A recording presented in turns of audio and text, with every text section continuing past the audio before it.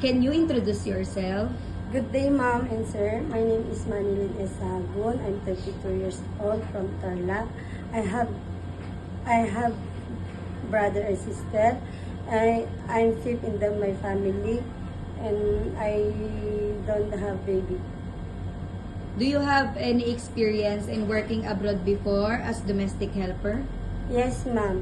I lived there in 2 years and 6 months. I finished my contract. How about in the Philippines? Do you have any experience working as domestic helper? Have, ma'am. 5 members. The name of my employer is Christine Celo. What are your main duties in your previous employer? My main duties in my employer, I care baby and I clean house. Why did you choose to work in Hong Kong? I need to help my family. Do you know how to cook some simple Chinese food? I know, ma'am, just fried, steam, vegetable steam, and I need more learn to cook. Are you willing to take care of a newborn baby? Yes, ma'am. How about an elder person? Yes, ma'am. What if the baby has a fever? What will you do? First, I check the temperature, but then I call my employer immediately. What can you teach to your employer's children? I learn good, and I learn how to sing and write. Can you sing a nursery song? Can you give me an example? Yes, ma'am.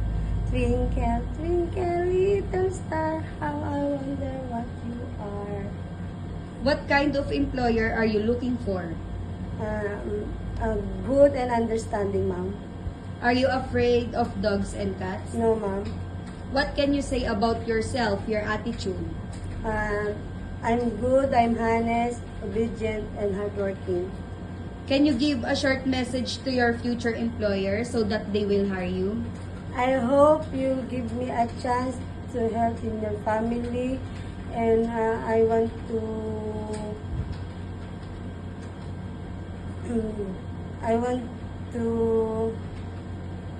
be honest in my job, and I promise I will finish my contract. Have a nice day, ma'am. Thank you.